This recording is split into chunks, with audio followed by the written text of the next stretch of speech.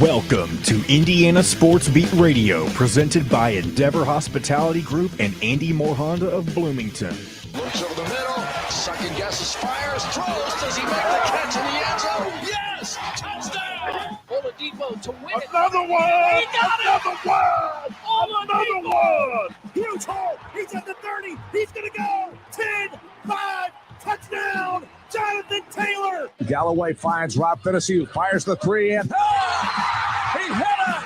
Now, from the Golf Club at Eagle Point Studios, here's your host, Jim Coyle. Hey, welcome into Indiana Sports Beat Radio. JTP currently driving the train at the moment as we wait for Jim Coyle to join us. Dustin Schutte with us, as always, from Outsider.com. And again, welcome into Indiana Sports Beat, brought to you by Endeavor Hospitality Group, the WOW Network, and Andy Morhonda of Bloomington.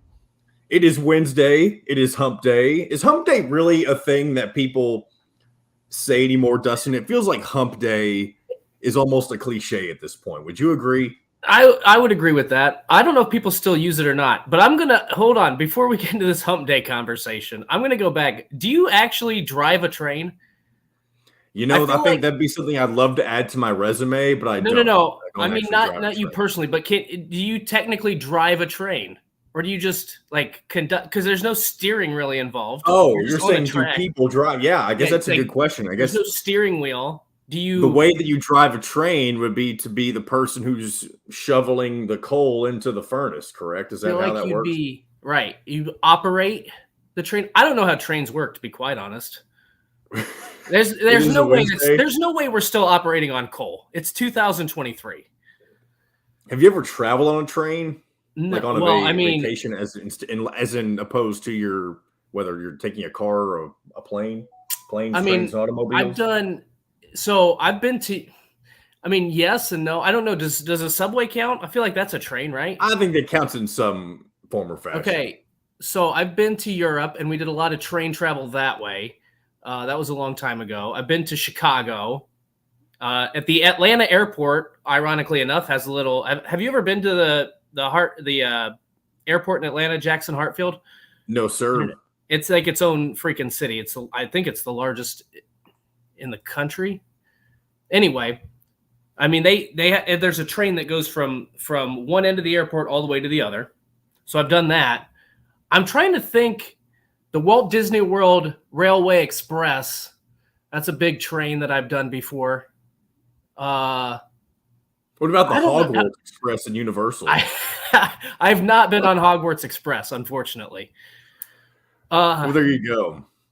A little train talk. What about, have you been on a train before? Like, I'm trying to think. I feel like I've traveled via train in like a remote area before, but I can't. The only train that I've ever, and this isn't even a real train, that I can really remember being on was the Louisville Zoo train here in Kentucky. There you go.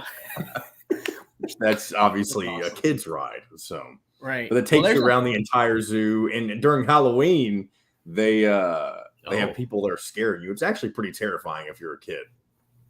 Well, I'm gonna stay away from that. I don't like people jumping out at me. If you're ever in the area, you don't want a little jump scare for your fun Halloween action at the zoo. Don't get on the train in Louisville.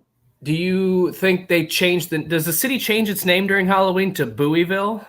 Oh my gosh. I think you may need to join the city of I think I'm going to have to log out for the day because this show is not going to get any better from this point moving forward. Bowieeville. Yeah, I think we should just end it right there. So there we go. But yeah, we were talking before we got to the trains.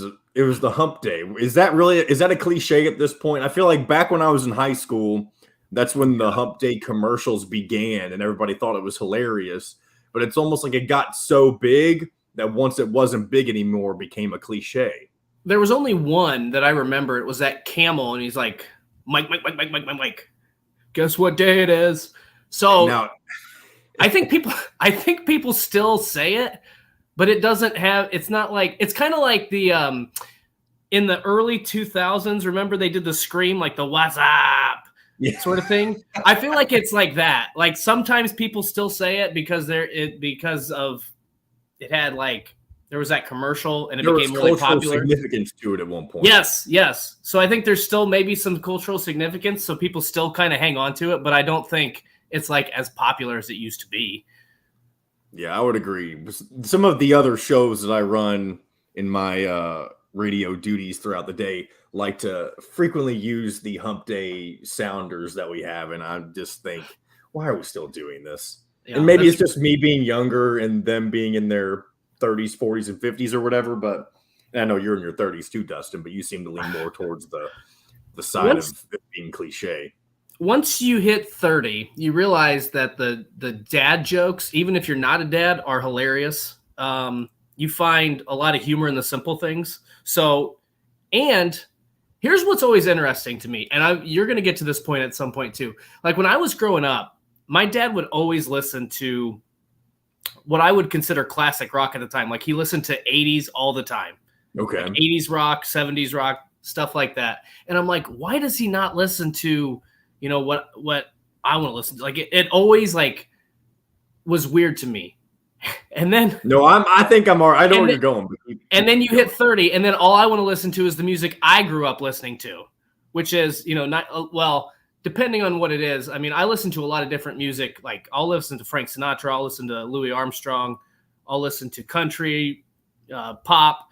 But for the most part, I listen to like 90s, early 2000s, soft rock, pop, stuff like that. Stuff it's very nostalgic. So it's just weird. Once you hit a certain age and a certain point, I am turning into my parents at some point. Yeah. I try to keep one foot in with current-ish music and one foot in the nostalgia type music as much as I can, because there's still things from my past in terms of music that I still haven't really discovered, if that makes sense. Stuff that I just missed.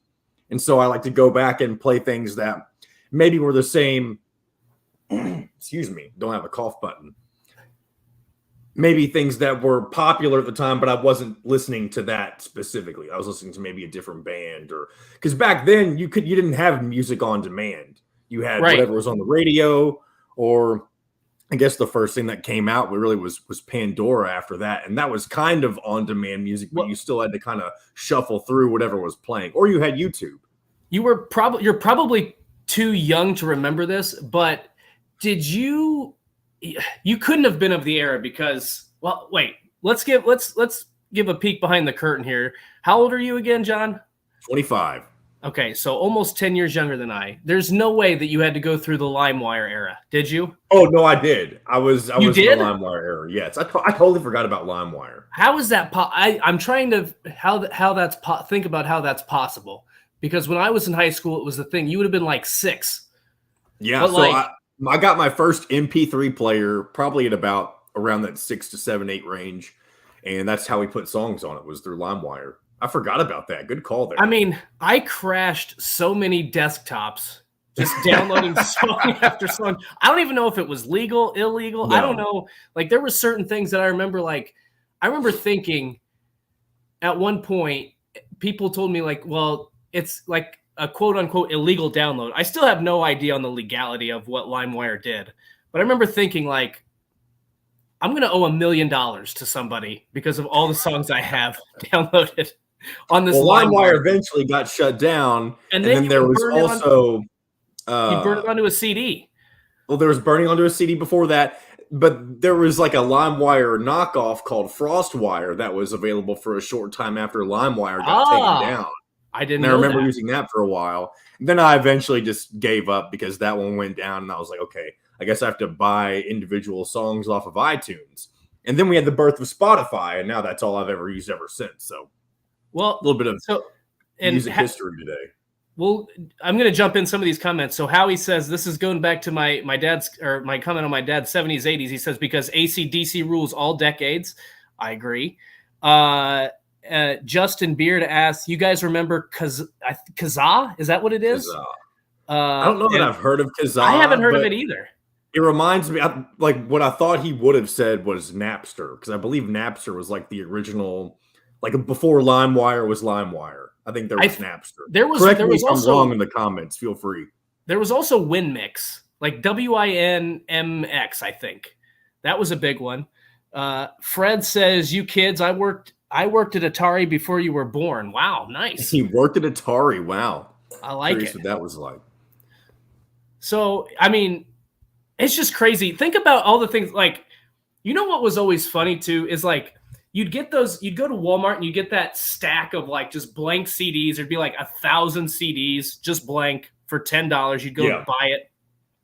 And then you would go and you do a remix for, like, if you were an athlete, you do your pregame CD. You'd have the CD you had for you and your buddies. You had the CD you'd make for that girl you liked because that was really impressive. Making a mix. Did you ever make a mix for a girl, Dustin? Yes.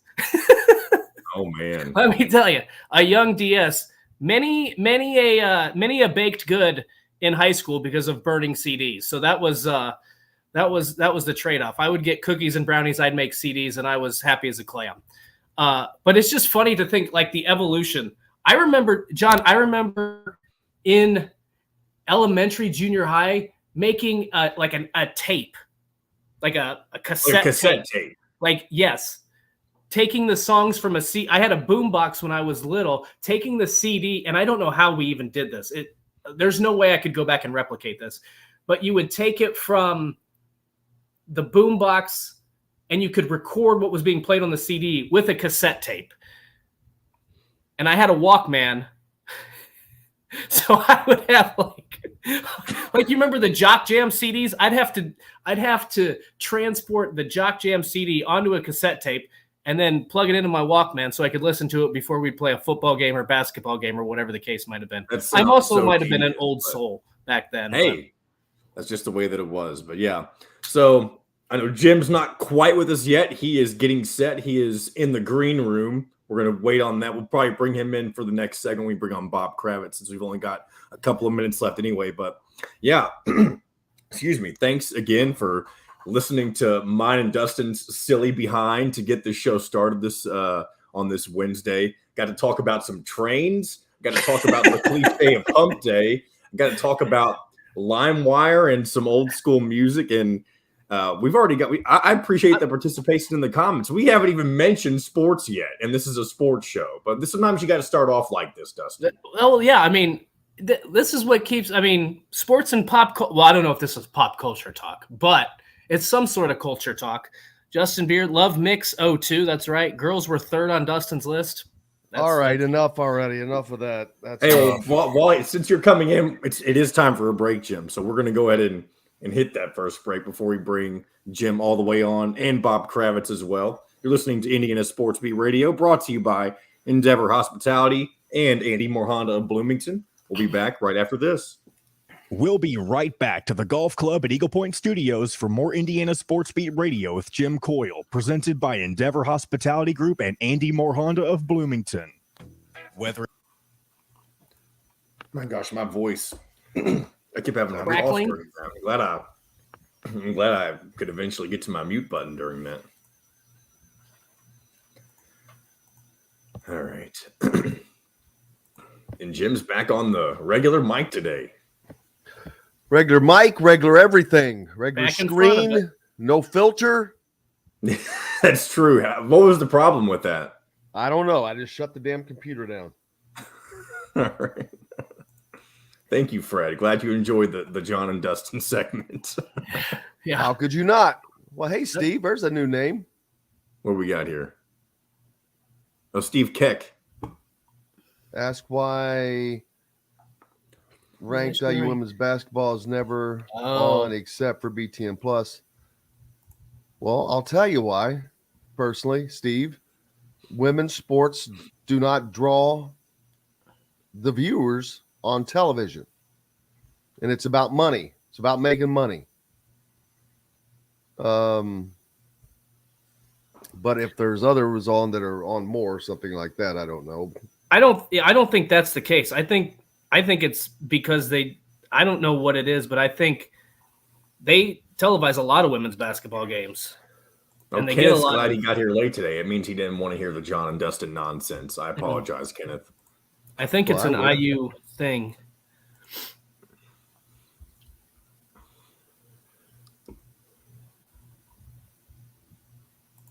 Wow. You were annoying Five Left's wife with your conversation. We apologize. Hey, that's what happens. Whenever you get John and Dustin, you never know which way right. the train's going to steer. It started off with a conversation about steering trains, Jim, or driving trains, then into why Hump Day is a cliche, and then LimeWire. If you know how we got. Yeah, I heard the LimeWire, but what LimeWire? I have not heard that in 1,000 years. I know. That's what I'm saying. I'm surprised John knew what it was. Me too. That was the beginning of me being able to get music. Was the tail end of LimeWire. Is that when you were stealing music from LimeWire? Yep, and FrostWire, and then eventually never heard of that one. That was like the successor to LimeWire when LimeWire got shut down. WinMix. And what was Napster? Wasn't Napster a thing? Nobody could answer. Sure, it was the thing. It was the thing. I remember similar to LimeWire though. It was the first thing. Okay. I remember people talking about it. I don't remember using it ever, but I do. Like once that was brought up, I know I've heard of it. I just didn't use it. I don't think. All right, 10 seconds. Bob should be with us shortly. Provides delicious 5-star comfort food with a Southern charm at 2-star prices. Southern Stone Restaurant is part of Endeavor Hospitality's Wow Club. This segment is brought to you by Southern Stone Restaurant.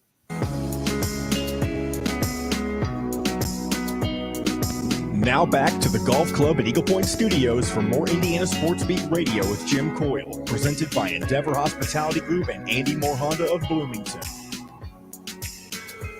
Welcome back, Indiana Sports Beat Radio, coming to you here on this Wednesday. It's January 18th. Bob Kravitz, yeah, he's here right now. What are you talking about? Talking about perfect timing. There's the man. How are you? From the Athletic. How are you, sir? I'm good, man. What hat do we have on today? Toronto Maple Leafs.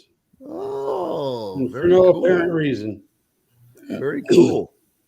Very cool. What's new with how's the voice? Pretty good. Pretty good. Much better. This thing lasts like a month and a half. It was unbelievable. Yeah, I'm good now. When you couldn't talk, did it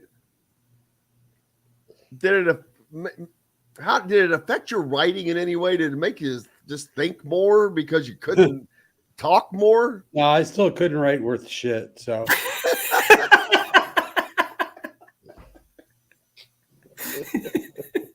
it's a struggle all the time. I didn't say did it get better. I just said did it make you think more? No, same old crap. Oh man.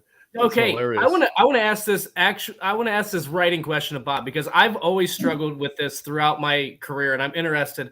I get in the mindset where, I don't have much intelligence, but I get into the mindset where every story I have to write has to be like a Pulitzer winner. Yeah. Like does that affect the way you write too? Because I get to get in my head like everything's not going to be a prize-winning piece, but in my head, I have to make it that way. Well, it's probably good that you're that way. I'm that way. I feel like I need to write the best story ever written about X. Yes. You know, and sometimes you just have to bite the bullet and say, yeah, it's good enough. Right. It's hard. That's why he's a sports writer of the year, though. Yeah. Yeah. Just being okay. Being okay is okay. Hey, Tom Brady, we saw him go out in the playoffs, not looking all that great. What do you think the future holds for him? Brady, I think he'll play somewhere else next year. By the way, can I ask a dumb question? Ask all the questions you want. We have our dumb questions here. Are we on live right now? Or are we? Yes, we're on. It's live. Oh, good. Okay, well then I won't curse. I had no idea.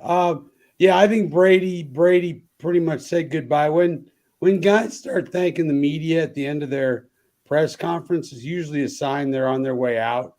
So I've got to think that he'll play. I would bet you he'll end up playing in Oakland with Josh McDaniels next year. Wow, that would be my educated guess. Tom Brady with the Oakland Raiders. Yeah. Well, That yeah, would be for something. the Vegas Raiders, right? I do that too. Or Vegas Raiders. Yeah. That would be something, and I can see it. It would make sense. And then, of course, the Colts have to make a move as far as a quarterback, hopefully in the draft, I guess. I assume whether that's going to be Bryce Young or C.J. Stroud, two of the most likely candidates. Of course, there's that dude from Kentucky up there as well. Will Levis, right? Whose name you don't mention. Whatever his name is. Yeah, Will Levis. Will Levis may come to the combine and blow people away. I'm told he's got the best raw talent, the best arm of any of those three guys. The problem with Bryce Young is he's 5'11", and while I'm not one to give anybody grief about their height, I'm the last one actually. He doesn't. Ballard likes traits.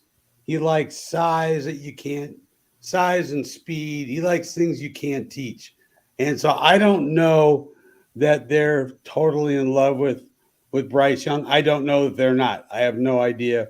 That's not something I've gotten into with the folks down there as they look for a coach.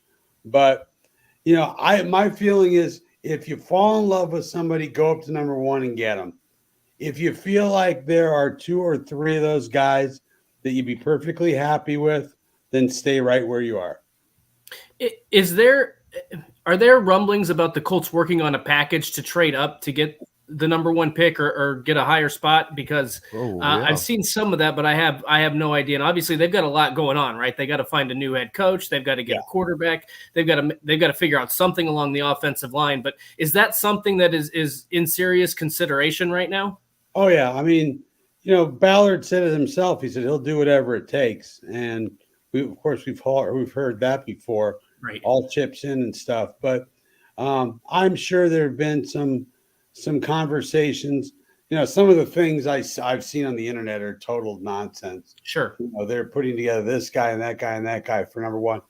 But you've got to think that, as soon as that draft order comes out, you've got to think that you're doing your due diligence and you're finding out what it's going to take to get your guy.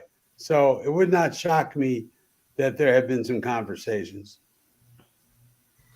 Let's see. The NCAA enacted approved some legislation in regards to the transfer portal with over 2,000 entering the portal in 2022. They approved legislation Wednesday to limit second-time transfers unless it's a physical or mental issue or exigent circumstance like abuse or something like that.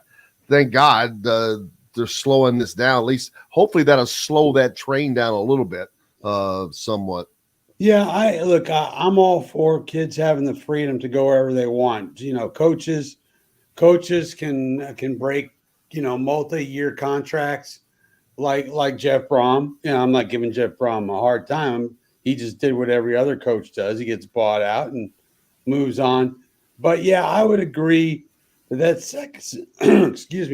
second time transfer, I would like to see some limits put on that. And it seems like the NCAA is going to make them take that 1 year. I have long felt that they should be able to transfer with no penalty whatsoever. But that second one, then that's an issue, and because you don't want players jumping around four schools in 4 years, and we've seen that. So I think this is probably a pretty sage move. Well, I feel like too, not to get too down this path, but I also feel like we're going to get to a point where there's going to be a large enough sample size where you're going to have some kids who are going to reflect and say, yeah, I wish I'd have thought about this move. I wish I'd have thought about that. Because there's still, you got to think it's not just about playing time. And like, you're going to have students who potentially don't get a degree, or it makes it really difficult to get a degree because the credits don't transfer, whatever the case might be. Like, I feel like the NCAA they tried to do what was in the best interest of the student athlete without really thinking about it. And I agree with you. I don't have a problem with kids leaving, or, making a bad choice, or rethinking their decision. But if you do it too many times, then it just becomes it's almost detrimental in a lot of cases. Yeah, no, I would agree with that. And look, I mean, you saw Joe Burrow transfer. You saw Stetson Bennett, come in, leave, come back. He went to junior college for a year. I mean, those are fine. But I think we're creating this generation. This is my old man yelling at clouds. But as soon as a lot of young people see adversity, they run for the hills. Yeah. And I'd like to see more of them stick it out and try to make it where they're at. But look, I understand if a coach can blow off a 7-year contract, there's no reason why a kid who's in school to do what's best by him or her, then they should have the freedom to do so. Right. And go ahead. I was just going to say, I wanted to go down kind of on that college path. Bob recently wrote a story about Matt Painter and him getting to his 400th win and getting 200 into the Big Ten. Right. What was interesting is I didn't realize that back 2014-15, he thought he was going to get fired. He almost left for Mizzou in 2010, and now he's become one of the staples. He's almost I don't want to make a comparison, but kind of like the Bo Ryan of the Big Ten, where you expect Purdue to be in the top 4 almost on a yearly basis. What all did you learn about in that story about Matt Painter that maybe you didn't before? Well, just what you mentioned, that he really felt that he was in trouble in that third year, 2014, 2015. They had 2 straight bad seasons, sub 500 seasons. And they come into the non-conference and they lose to North Florida and Gardner-Webb to go 8-5 in the non-conference. And he said, if we had gone 6-12 as opposed to 12-6, which is what they did, if they had gone 6-12, he thought he might be out of there. So, it's funny how it works, and it shows that Purdue is patient. I mean, think about it. IU has had 6 head coaches since Matt Painter has been at Purdue. That includes Dan Dockage as an interim. So 6 coaches. There's a reason why Purdue is where it's at, and there's a reason why Indiana is where it's at. No doubt about that at all. And you look at the Big Ten right now, Purdue at the top and playing well. They still have just the single loss in a conference that is looking a lot tighter than I thought it was going to be, Bob. I was talking about this yesterday, but you can go all the way down to Minnesota, maybe Maryland, but other than that, there's not a team that cannot beat another team in this conference now. Yeah, and I was like, wow. It's not very top heavy. And look, I think Purdue's a wonderful team, and they're going to probably get a number 1 seed in the NCAA tournament. But I don't see Purdue as being a dominant team. I think for pure talent, Purdue is better last year than they are this year. For pure talent. I mean, when you've got Jaden Ivey, who went 5th, I think, or 6th, I can't remember now. But no, 6th was Matherin, so he would have gone 4th or 5th. 4th, 5th, yep. And Travion Williams, et cetera, et cetera. I thought somebody was asking me, I'm doing a mailbag for Friday, which is a way a columnist gets around not doing a real column. And somebody was asking me if this team is more talented. No, I mean, last year's team was more talented, and certainly the Robbie Hummel, Jawan Johnson, each one more teams were more talented. They had more experience too. Well, yeah, but they ran into bad luck with injuries, as Purdue often does that time of year. Yeah, but they're not so this year. But the Big Ten is not like you said, not top heavy at all. But man, oh man, does it go down deep? And even Indiana with their last game against Wisconsin, seemingly to get things back together. We'll find out tomorrow night as they travel to Illinois for a road game against a team that is kind of resurgent here of late. If Indiana is a great example to see. Have they been able to turn things around because they had not been playing well, but yet against a kind of a shorthanded Wisconsin team, but they dominated them defensively. They did. From start to finish, and which is what they have not been doing. And if they do that and do that as successfully as they did against Wisconsin, they're going to continue to win games. That had been missing. That moxie that had just been missing. And Jordan Geronimo stepping up and being that third guy. I keep saying this, but there has to be someone besides Trey Saxon Davis and besides Jalen Hood-Schifino for Indiana to win games. Those guys are going to be there, but they can't win them with just those two guys. And so having Jordan Geronimo step up, but it's every game, it's going to either have to be Jordan or Tamar Bates or Trey Galloway along the way. Yeah, I thought the defense they played the other day against Wisconsin, that was the best I've seen them defensively since the North Carolina game. But they got to bring it every game, and I don't trust them. I just don't trust them to bring it like that every game. And this game Thursday at Illinois is going to be very telling. I always want to know how they handle success, and in the past they haven't handled it real well. So we'll see. But yeah, Illinois will be a good test. Well, I think it's going to be this is going to be the 3-game stretch that we find out a lot about Indiana, because you have to go on the road against Illinois. You have to play at home against Michigan State, who's near the top of the Big Ten. Then you go on the road against right now the worst team in the Big Ten, and that's Minnesota. And we talked about this yesterday too, the razor-thin margin of error in the Big Ten. If they win 2 out of those 3, 4-5, and after a 1-4 start in the Big Ten, you think maybe things are starting to look up a little bit. Maybe this team's coming together. Maybe they're starting to gel a little bit. But if you lose 2 of those 3, then you're 3-6, and suddenly you're thinking about the NCAA tournament as, are we a bubble team? And it's just, that's why I think I don't want to label anything as a must win just yet, but I just think that this might be the most pivotal 3-game stretch we have for Indiana this season. Yeah, I think that's a really good point. And, I liked what I saw of Michigan State. I watched the game against Purdue. I think they're, pretty typical Michigan State Tom Izzo team, and they'll be better in March than they are now, but you better get them while you can. Minnesota is pretty dreadful. So yeah, this is a key point in the season for them, because, look, I mean, it's only Mike Woodson's second year. People are like, is he the right guy? I don't know. I don't know if he's the right guy. I mean, I'm not crazy about the way they run their offense. That said, they're pretty limited in what they can do. It's basically get it to Trace and get the hell out of the way. Yeah, a lot of people don't know really what the actual offense system is. I mean, get it to Trace, and then if that doesn't work, come back to Jalen Hood-Schifino and see if he can create. Seems to be the offense thus far.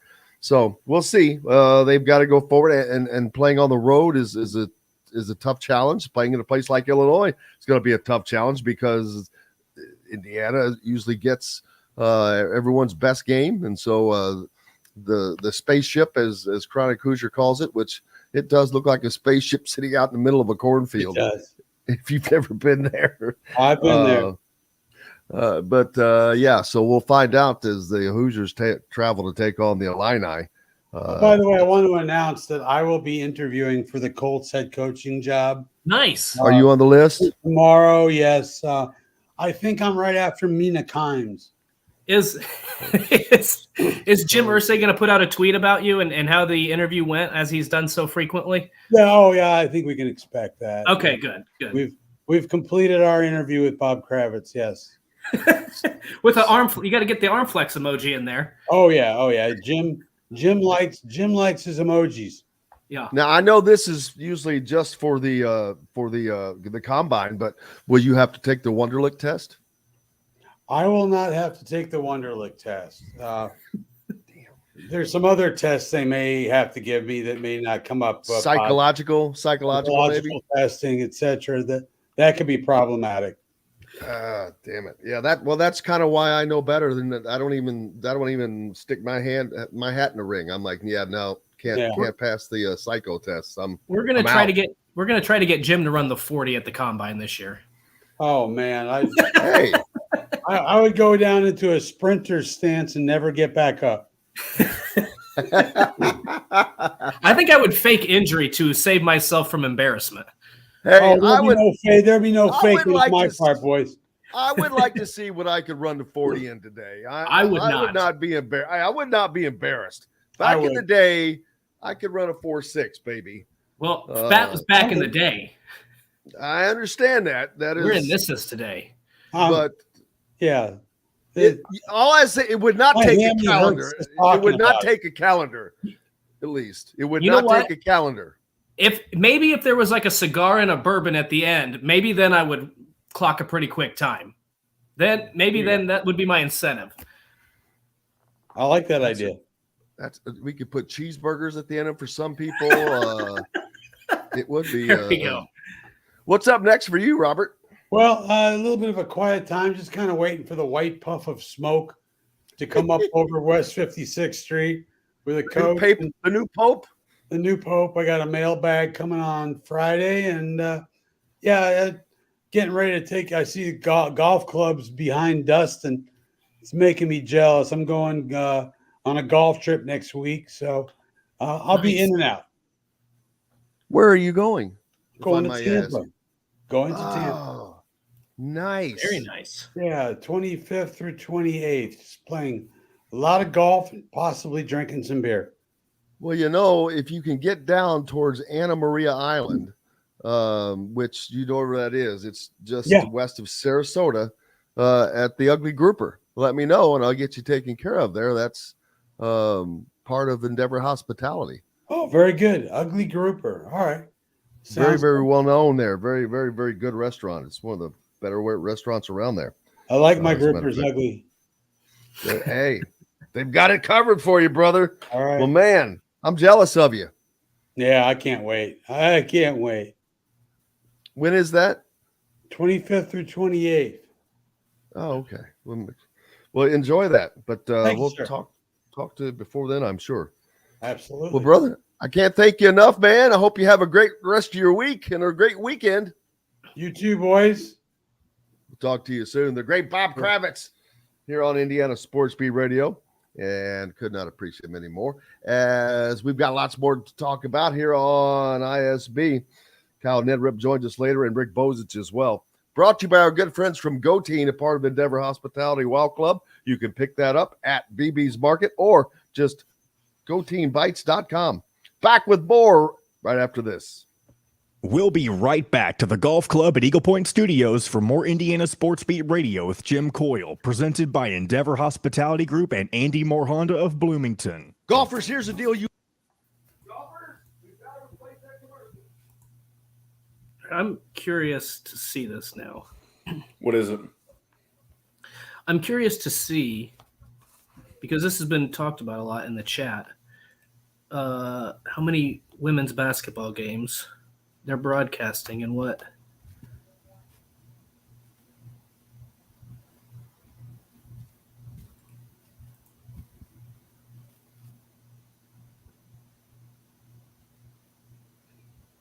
Yeah, more than 200 games. BTN, Fox. Oh, it doesn't say how many are on actual BTN versus Big Ten Plus. Well, ask the listener, are they saying that other women's teams are on more? I believe that is the case, yes. Part of that, I would guess, is because Indiana has not been a great program prior to now. Iowa, Maryland, those programs have been traditionally powers. That would be my guess. You're going to have them on more, and it takes sometimes a little bit to get. That's my guess. But the thing, see, here's what I would disagree with in the terms of the making money. When they started broadcasting more volleyball games, they instantly saw a significant spike in viewership. But do you know why? Because they started broadcasting them. No, because volleyball is more popular. Volleyball is not until they broadcast it. It's not. Volleyball has more active participants.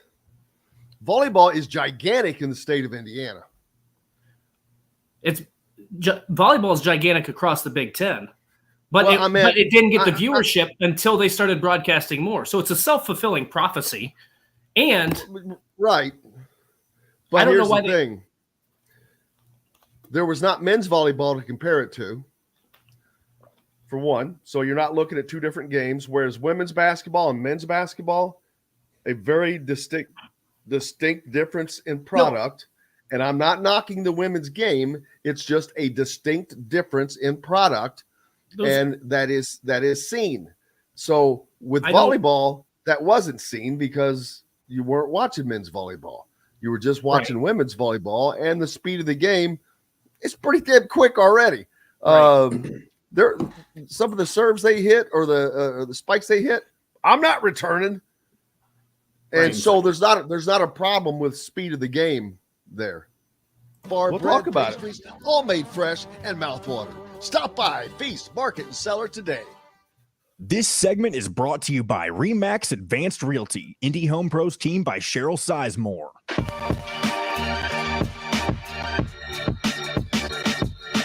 Now back to the Golf Club at Eagle Point Studios for more Indiana Sports Beat Radio with Jim Coyle, presented by Endeavor Hospitality Group and Andy Moore Honda of Bloomington.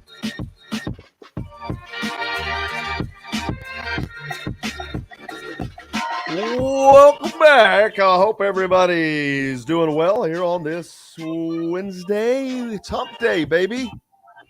If you're looking for a home in the Indianapolis area, you need Cheryl Sizemore from Remax Realty, and her 2 decades of experience. It could be the difference between you getting the home you want or not. Reach out to her, Cheryl at IndyHomePros.com.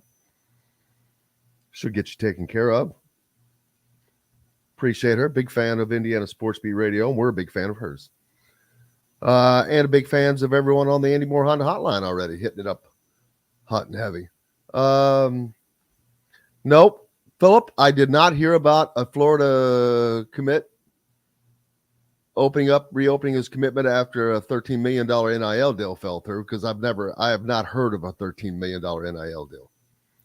It's Jaden Rashada, who's I think a 5-star quarterback. And I don't think that there's any, what's the word? I don't know that that's been proven to be factual, but that is the rumor going around. Right. See, there's a lot of rumors with numbers, but when I see a number like that, I can only laugh, because I don't think there's anybody in their right mind that is going to pay $13 million for a collegiate quarterback. I think there is. I shouldn't say unfortunately. I think there is, but I don't think it's going to last. This is why I say everybody that got up in arms about the NIL and how that works. Here's the thing, though, because NIL is not a contract to stay at a school. I honestly don't know. The NIL is not with the school. Well, yeah, but I understand that part of it. But if you sign an NIL deal with a company that supports a school and then you go somewhere else, so your deal's with that company, not with the school, and it cannot be written that you have to be at this school.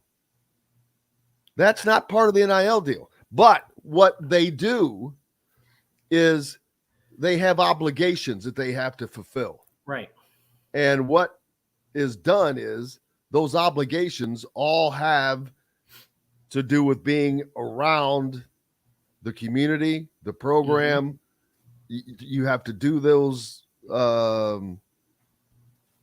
Let's say Hoosiers for Good. I'm using them as an example, and that's not because I am involved in knowing that they're ins and outs. I know that they're the people that are under the Hoosiers for Good banner do things for charity. They work it to a charity, but all those charities are here. All their obligations that they have to do for those charities are here in and around this area. So they can't go to, let's say Trace Jackson Davis wanted to transfer to UCLA. Right. Well, his NIL obligations require him to be in Indiana, whether it's in Indianapolis doing something or Bloomington or wherever the case may be. So is he going to be able to fly back and forth to do that? Probably not. So that's one way they get around that, but they're not tied to a school.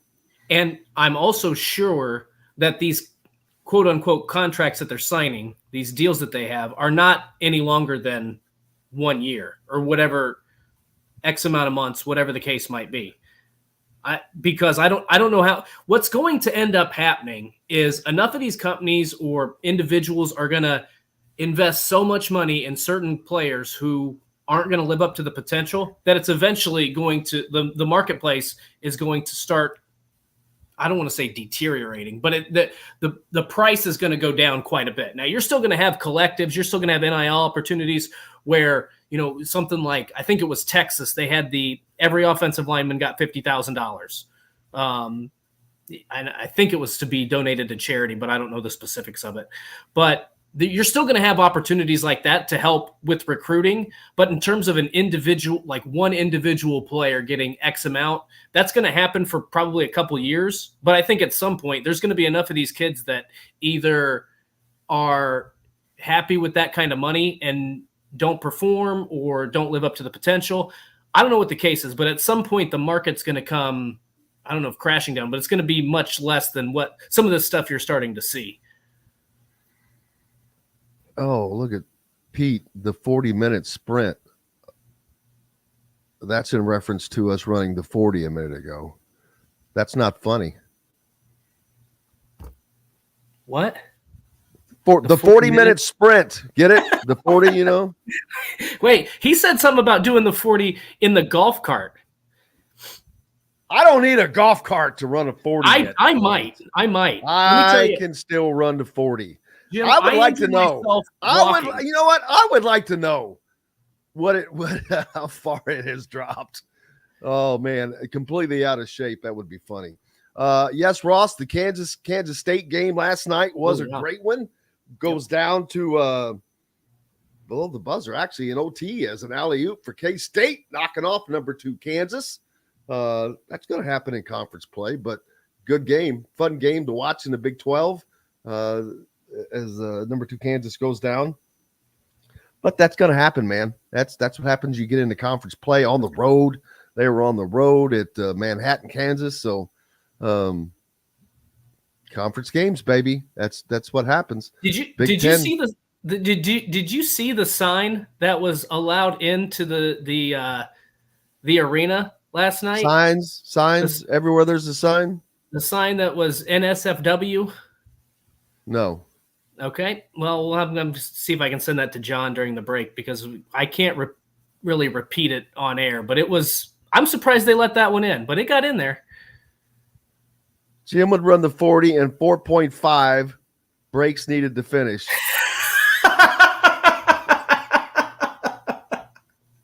Hey, yep, there you go. See, now that's what I'm talking about. But wait a minute, though. If you're stopping the clock, if I get a 4.5, I'll still take the 4.5. But I never ran it in 4. I never ran it in 4.5. I wonder if we could twist Matt Taylor's arm enough to get us to do a lot of these different events at the Combine. I mean, I know he's in control of absolutely none of it. Oh, my God. You talk about a great show. But wouldn't that be awesome if we could do that? Oh, my God. We could have some sort of challenge. We're going to the Combine. When is the Combine? I'm going to need a hospital visit after this. When is that coming up? It's at the end of it's the last week of February into the first weekend into the first week of March. So I can't remember the exact dates of it. Oh, I don't know if I've got enough training time. Training time? I've got to bend over in the starting position and stand back up. Hey, and I'm not wearing any of that clingy clothing that they wear. That stuff that sticks to your butt. I'm not. This is going to be. You got to get down in the starting position, man. You got to get back up. I got to practice. I might. That hurts. I would probably trip over my own 2 feet getting out of that. I may pull a muscle out of the starting block. Start. Well, I wonder Okay. I would still like the challenge. I'm skipping the bench press. I don't need to I be think you know what? embarrassed. And I bet I would beat you in the 40 right now. Oof. I really want to do this. I really want to do this. And I want what are we betting? I bet you I beat you in the 40. Beat me in the 40. I don't think that's happening. Oh, yes, we're doing a pool on the 40, Tom. We're taking bets when this happens. Oh boy. You think I'm gonna put my life on the line for nothing, baby? Oh, hell yes. Just have my hospital room ready immediately afterwards. I'm going to need it. Robert says we could time it with a sundial. That's also true. Yep. I'm going to practice running on the sidewalk. Sidewalk? I got a sidewalk out here. I can measure off 40 yards, practice, as long as I don't. You won't be running on a sidewalk. You'll be running on turf, though. I know, but that's the only training I have. I'm not running in the grass here. There's snakes. This is for Kyle when he comes on with us. Could IU pull an Eric Gordon and get Xavier Booker to change his commitment from MSU? Well, the big difference between that was only reason Eric Gordon didn't commit to Indiana to begin with back then was because of the coach. And then there was a coaching change, and then his commitment changed. Can we talk about the important things here, like people putting money on me to win this race? Nobody's putting money on you to win that race. Ken has got money on Dustin if it's one-on-one. 5 lefts is on my side on this. Look, I think it's the no hair. Look, all right, I'll tell you what. Everybody that bets against me, I get a piece. I get a piece of every bit that's bet against me. Okay.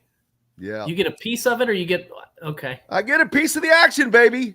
I won't let you down. I was, that it's been a long time since I've had to do any sort of training for anything. I did train for a half marathon 5-6 years ago.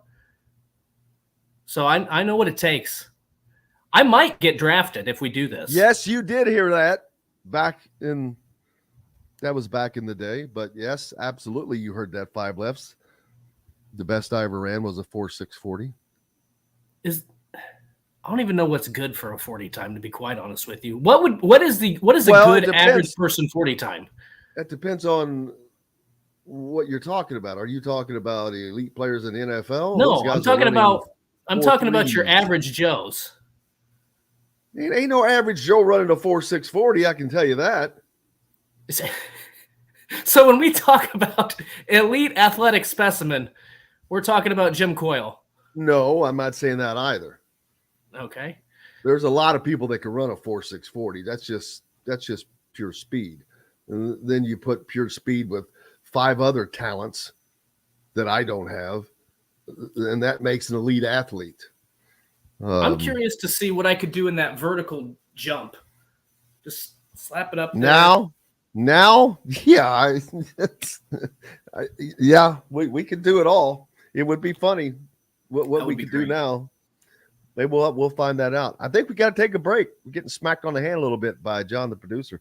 Kyle Neddenriep from the Indy Star is going to join us yet today. Rick Bozich as well. Looking forward to it all. Brought to you by our good friends from Barbara Pop Real Estate Services. If you're down in the Louisville, Southern Indiana, Floyd, Clark, Harrison, Scott County areas, they have served those communities for 3 decades. No one can get you in the home quicker, less expensive, or faster than Barbara Pop Real Estate Services. Reach out to Barbara at barbarapop.com or our friend Matt Lincoln, Matt at barbarapop.com. Back with more right after this. We'll be right back to the Golf Club at Eagle Point Studios for more Indiana Sports Beat Radio with Jim Coyle, presented by Endeavor Hospitality Group and Andy Moore Honda of Bloomington. Andy Moore Honda. 5 lefts doubt me. I'm not talking about today, boys. I got news for you. You know what's going to happen if Jim wins this, John? We need video footage, and then we need Jim like walking away, and then like those cartoon sunglasses that fall you think down. There's not going first of all if and when I win, there will be video. I think Dustin wins. That's 3 people. We're gonna pick. This is like, I mean, this is like when you had to pick sides in gym class. There's like two guys doing push-ups, and you had to pick sides which ones was going to win. How old are you? 34, going on 35. Jim's rethinking his decision now. No, I'm thinking about maybe putting a weight jacket on you. Oh, okay. Yep. Well, I'm older and outweigh you.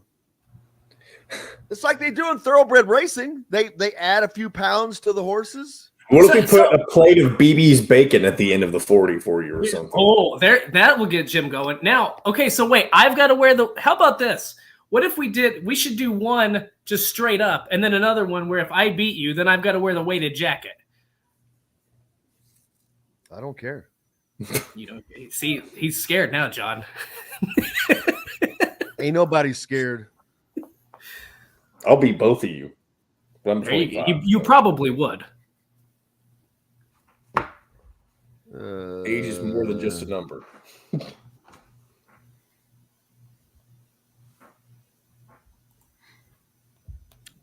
No, it's not someone suggesting it. It is being requested.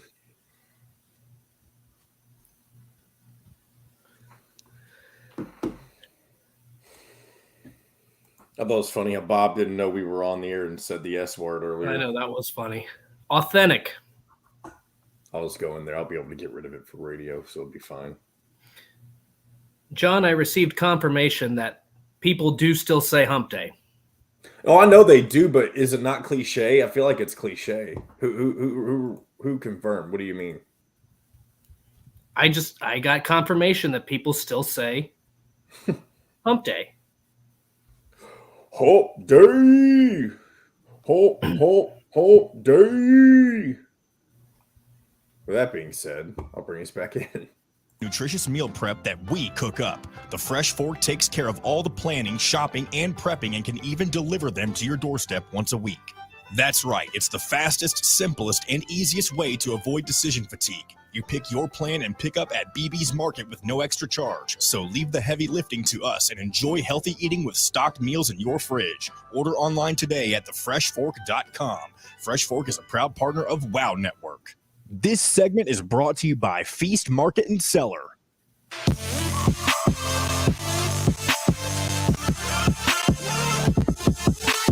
Now back to the Golf Club at Eagle Point Studios for more Indiana Sports Beat Radio with Jim Coyle, presented by Endeavor Hospitality Group and Andy Moore Honda of Bloomington. Welcome back, Indiana Sports Beat Radio, coming to you here on this Wednesday, January 18th. Not bad out there for January, man, I've got to say. What happens to Tom Brady?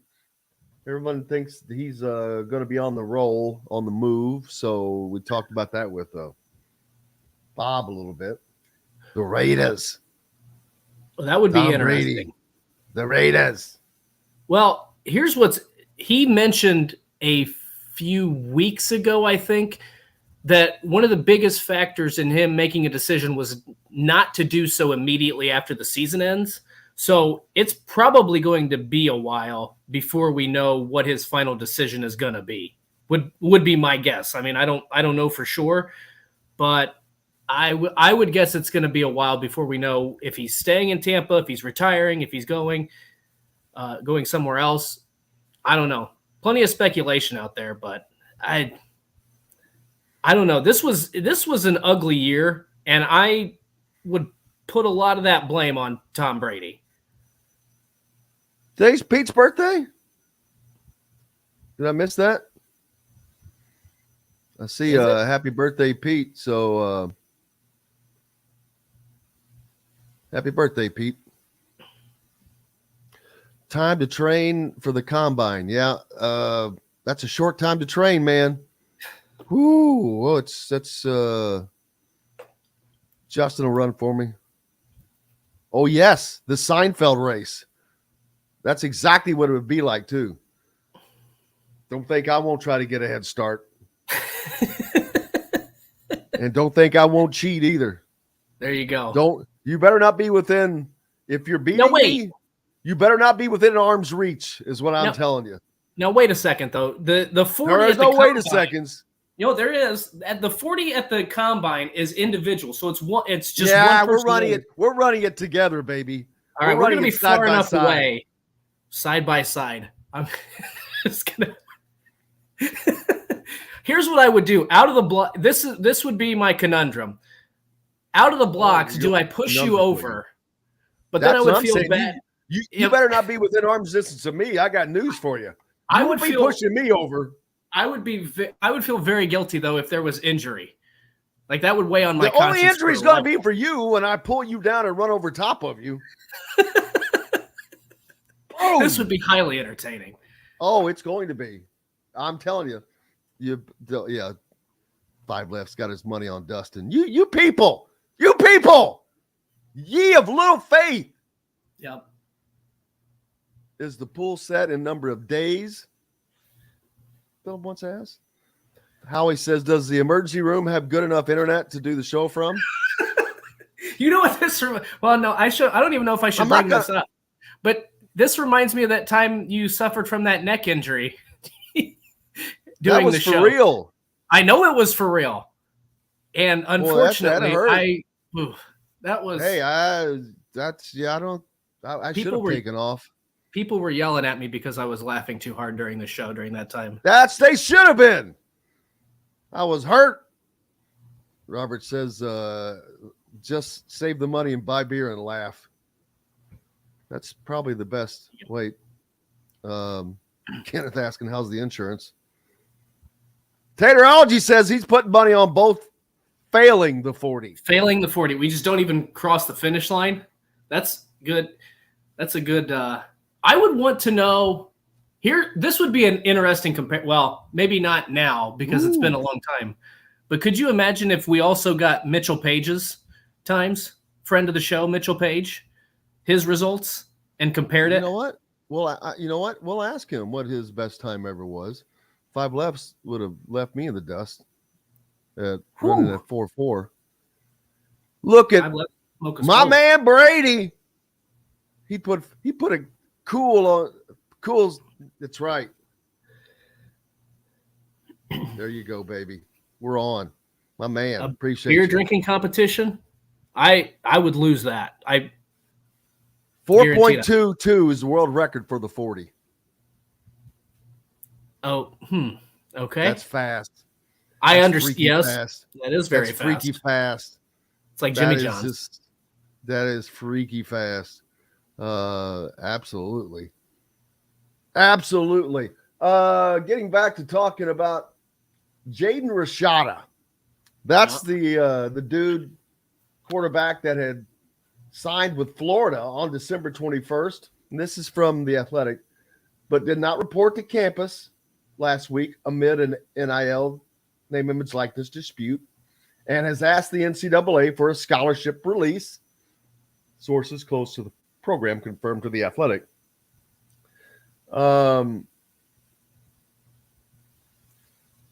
Sources said the recruit's family has been at odds with the football program ever since the Gators Collective terminated an NIL contract valued at more than $13 million, as what was said earlier.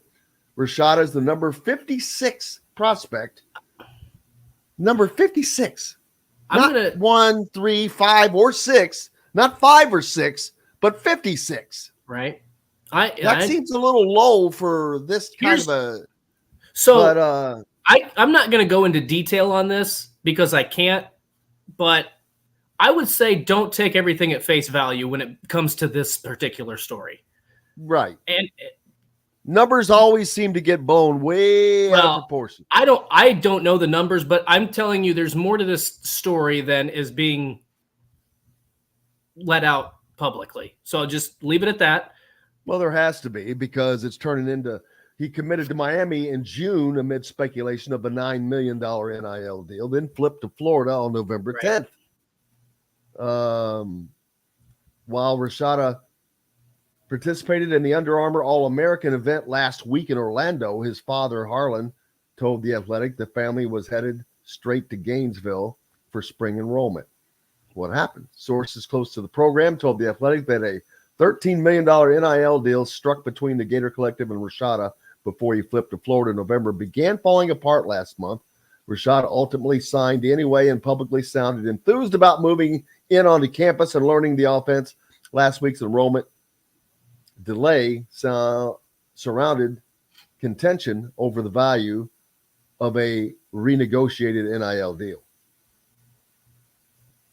So you know who knows a lot about Florida?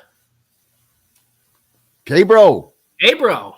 This is right up his alley. I was thinking about that already. I was like, man, this is K-Bro. What's going on with I hope he jumps into the comments randomly. I wish he would. Get K-Bro at the combine. Yeah, we got to K-Bro couldn't fall down. Are you kidding me? Are you talking about racing? Yeah. He'd fall out of his chair. Oh. That reminds me of one of the greatest lines, one of my favorite lines ever from a movie on Any Given Sunday, and the star Dennis Quaid gets hurt, the starting quarterback, and then they say, hey, get what's his name, whoever the backup was, and he says, well, he got hurt, and the doctor said, what happened? He fall off the end of the bench. Speaking of end of the bench, Kyle Neddenriep from the End of Star joined us right now, just on time. How's that for an introduction? Right as I was about to hop on, I got a phone call I had to take, so I'm sorry about that. It's okay. We were just sitting there laughing about me and Dustin. We're gonna have to compete in the 40. I'm getting some grief. Oh wow! Oh wait, before we get, who are you putting your money on here, Kyle? Please, definitely Dustin. Okay. Oh, please. Bam. Sorry, I cannot wait to prove all these naysayers, man. I can't wait. I am going to start working out. Daggone it. The haters. Man. Kyle Neddenriep, how are you doing, brother? Doing good. How are you guys? I cannot complain. Just enjoying this beautiful January weather. And anything that's not negative 32 is beautiful to me. Yeah, it's not bad. What's new in your world? I know the high school basketball machine is up and rolling and keeping you busy. Yeah, we ended up the county tournament up here last week, the Marion County. Oh yeah. And Ben Davis won that for the first time in a long time, right? Yeah, kind of surprising, but considering the competition, North Central and Lawrence North and so many schools have had great teams over the years. But yeah, you'd think Ben Davis, first time in 28 years that they'd won a county title, which is kind of crazy, but they'd even won a state championship in the time since then, or multiple state championships. So just kind of a weird thing that they hadn't done it, but really kind of securing themselves right now as the number one team in the state. I think everybody kind of knows that at this point, and they just have so much depth and great defense and just everything a number one team has basically. So it's there's teams out there though, and I had a chance to watch Southport play them in the semifinal, and it's a it's a team that I think that plays them in a style that's going to make it hard for them. They took them to overtime early in the season. They beat them, or not beat them, but played them relatively close in the early part of the year, and then for part of the game Friday night played them really tough. Now Ben Davis went on a 22-0 run that kind of sealed everything up, but they could play again in the sectional. They have a big Nick Lemba who can match up with Zane Dowdy, and they have guards who can shoot, AJ Dantzler and Keon Miller, and they have they don't have a ton of depth, but that's the one thing. But they have an athletic wing in Jaden Pinkston, so that's a team I think that could potentially give them some trouble in the sectional. But there's not a lot of teams that really match. Even Lawrence North in the championship game, they just don't have the size and didn't handle the ball well enough to hang with them. But it's just a hard matchup. You have to have guards who can really handle the ball well. You have to have a big who can kind of, match up with Dowdy in the paint and then you're gonna have to shoot the ball well, and also kind of hope Ben Davis has somewhat of an off night. So that's a lot to ask. Man, all kinds of stuff happening going on in one of your pieces. You got your top performers, records falling, and a manager hitting 3 in that particular piece. But how about Marcus Anthony going 8 for 8 behind the arc? That's a pretty nice game. Yeah, Anthony's going to Indiana Wesleyan. He's going to be a good one. I think he's a guy who, Center Grove's having such a good year. I think he's going to have a chance at an Indiana All-Star consideration, but such a deep class, it's going to be tough. That's just that 23 class, just very deep and guard heavy, like seems like every year. But it also got some good bigs. It's a really good 23 class, really good. But Center Grove's only got 1 loss. They're in the top 10, and he had obviously a great weekend in the Johnson County tournament. They won that, so we had a lot of really good top performers. The kid from Guerin Catholic, I saw that video of him. He'd been a student manager since he was 8 years old. They let him suit up for senior night. Not only does he hit a 3, he hit another 3. So, how cool, for him to, he'd been doing it for 9 years as a student manager in some capacity, and to get a chance to put the uniform on, that's a super neat deal. I see an Isaac Higgs from Wrights, 19 points in a big win over Madisonville, Kentucky, my daughter's old high school. So congratulations to Evansville Wrights and Evansville Bossy Heaven. Teray Howard, 33 points, 6 assists and 3 steals. Some good performances. Yeah, we had a lot of them this past week. So it's always fun to, get a lot of nominations for those on Sundays and Monday morning, and compiling that each week. And then I think 2 weeks ago we had like 35,000 votes on our, so a lot of people get interested in that, and something relatively easy to do to get, kind of get those, the biggest thing to me is just kind of get those kids recognition out there that, hey, you might not have ever heard of this kid, and here's what he's doing. Or maybe you went to that school and you're like, oh, that's cool. Maybe I'll go see that kid play or whatever. So just a way to get some extra recognition in a pretty relatively easy way. Trent Sisley, a sophomore, just continues to roll in it. One of Indiana's major recruits, 34 points on 13 of 22 shooting, 12 rebounds, 7 block shots, 5 assists in a 72-70 triple overtime loss to Pike Central. Then he had 38 points in another game. He's piling it up. Yeah, he's okay. And the Pike Central kid, the Pike Central kid was in there too. He had, I think he hit 2 game-tying shots, and then he had a big night as well. So yeah, but Trent's just he's getting so much better, and he's going to set all kinds of records at Heritage Hills. So he's in there. He's been in there probably 3 or 4 times this season, and his numbers are just mind-boggling. And I saw what Jack Benter did. If people didn't see that, I wish we had the video, but I don't know where that was at. That was on the road. It's at a team, but he breaks a backboard, man.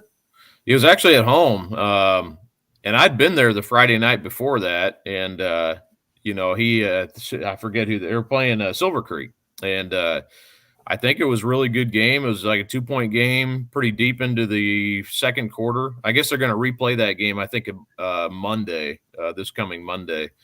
And I'm curious. I don't know if they'll start the game over again or they start from where the score was. But yeah, if you watch that or see that picture, I mean, it's just it's not even like he, some people are like, oh, anymore. What's that? You don't see that very often anymore. No, it's not like he was hanging on it and trying. No, and people are like, well, he's quit hanging on the rim. Of course, Twitter. I mean, it's just such a cesspool sometimes, but it's like, I mean, I'm shocked. Yeah, and people just try to be, I think, ignorant on purpose. But it's like, I watched it. He didn't hang it. Almost immediately as he went in to dunk it, the thing just exploded. And I traded a few messages with him Sunday. He said he had to get 5 stitches, and he was scared to death, which I would be. Who wouldn't be? But, he was scared, obviously falling and that glass falling around you. And, he ended up getting 5 stitches. He's hopeful he can play. I think they don't play till Friday, this week, but he's hoping to wrap it up and play. So I don't know what the doctor says on that. But. Shoot, I wouldn't care. I'd have a poster made of every picture of me next to Moses Malone and whomever else has broken all those backboards in the days. It would just be a collage. Right. And I would make sure my picture was in that. Are you kidding me? Oh, man. Well, brother, I appreciate you. What's up next for you? I'll be covering the city. I've got a Christmas Addicts kid who had a brain injury last year who wasn't able to play all last season. Actually happened in a basketball game. And I talked to him. That story should be out tomorrow morning. I'm going to write that today, finish that today. And then, that's kind of the main thing. Also, IHSAA kind of digging into some stuff on what they could potentially go to kind of change the way they're classing the different. We can talk about that later, but they're going to be potentially putting enrollment caps instead of just dividing the classes equally. They'll be, like 2,000 and up would be your biggest class in basketball and other four class sports, which is an interesting change, I think. And I kind of like it, to be honest with you, but I'm kind of still reporting that and writing that, but we can talk about that next week. Absolutely. Make sure you keep your eyes open for that and everything else that Kyle puts out in the Indy Star. Be a subscriber. Keep papers alive. I am. Appreciate you, brother. All right, no problem. Thanks, Jim. Thanks, Dustin. You bet. The great Kyle Neddenriep from Indy Star joining us here on Indiana Sports Beat Radio, brought to you by our good friends from Metalworks Brewing Company, a part of Endeavor Hospitality's Wow Club. Make sure you go to Endeavor Hospitality Wow Club, join, start earning Wow rewards today, and enjoy Metalworks Brewing Company at all the Endeavor Hospitality restaurants. Back with the great Rick Bozich after this here on Indiana Sports Beat Radio. We'll be right back to the Golf Club at Eagle Point Studios for more Indiana Sports Beat Radio with Jim Coyle, presented by Endeavor Hospitality Group and Andy Moore Honda of Bloomington. If you're looking for a home... Good morning, Rick. Good morning. Let's get Rick involved in this 40-yard dash. Yeah. Sure. Me and Dustin are going to run the 40. We're going to race. Really? Who's your money on? Yeah. You. Everybody. Jim's now embracing the haters and the doubters. I am loving it. I am loving it. One thing I'm surprised, it's kind of related to what we're talking about. So Matt Jones took on a UK soccer goalie, and he had to hit one penalty kick against him, and he missed out of 10, and he missed all 10 of them. He blocked them all, or he missed the goal? I think a little bit of both, missed and got some blocked. Oh, that's a great challenge too. That's a great challenge. That would be fun. That would be fun. Let's see. Can you score on Miller Cop?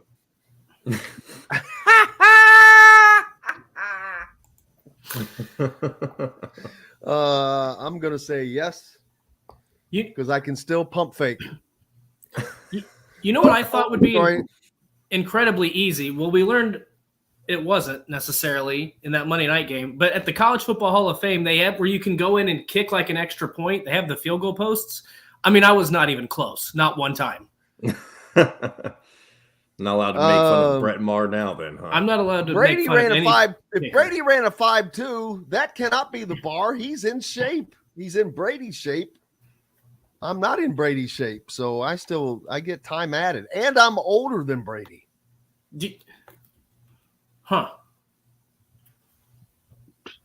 That's interesting. If Forrest says if one of you can run a 5, 6, or 7, you'll win. That is the most realistic one I've seen yet. That's where I'm thinking. Yes. JD's time seems so slow. I don't think I could run a 7.6. Well, I don't know that I can either. I'm just saying. We're about to find out. I could fall down halfway through it. I don't know. That's what I'm saying. I might just fake injury to avoid embarrassment. Chef JD from BB's. What's up, Chef JD? Oh man. Right, here we go. I made a. You have time if you want to say it real quick. I'm just gonna say I made a bowl of just nothing but of BB's pulled pork, and I added some stuff to it. Oh my god, it was great. an updated menu, new brews, and will be offered in all Endeavor Hospitality restaurants. Come taste what Dr. Hops is brewing. Metalworks Brewing Company. Bring your passion and your thirst. This segment is brought to you by Bubba's 33 in Clarksville. Pizza, burgers, beer.